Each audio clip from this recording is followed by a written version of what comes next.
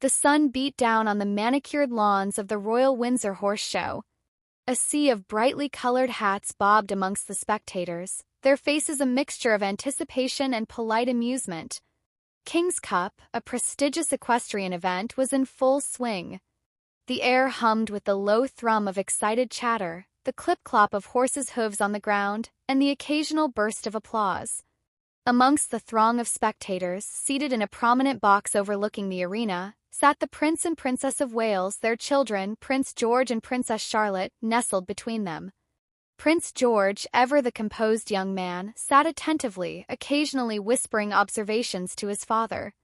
He seemed genuinely engaged in the spectacle of the horse-jumping competition, his eyes following the elegant movements of the horses and riders with quiet intensity.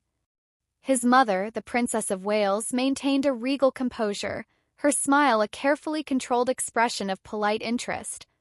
She occasionally exchanged quiet words with her husband, Prince William, their conversation a hushed murmur lost to the surrounding din. But Princess Charlotte, a whirlwind of youthful energy contained only by the confines of her seat, was a different story. She fidgeted, shifting in her seat, her small hands clasped tightly in her lap. Her gaze darted around the arena, taking in the bright colors, the bustling crowds, and the impressive displays of horsemanship.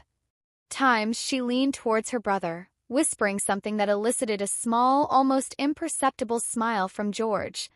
At other times she stared intently at the ground, her brow furrowed in concentration. Tension in the air seemed to thicken as the final round of the King's Cup approached.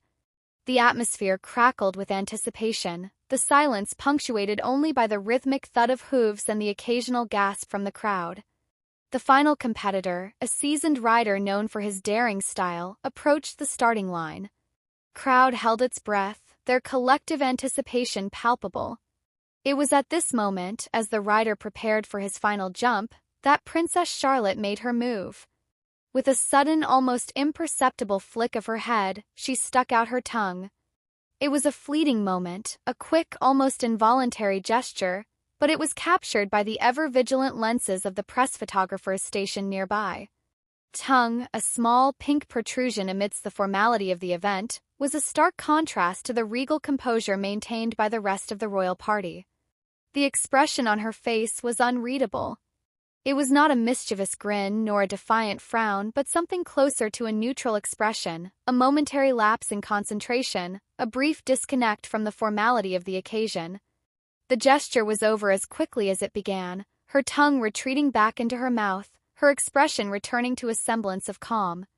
She did not seem to register the attention she had drawn, remaining absorbed in her own thoughts, seemingly oblivious to the stir she had caused. The photograph, however, would soon circulate around the world. The image of Princess Charlotte, her tongue playfully protruding amidst the grandeur of the King's Cup, became an instant talking point.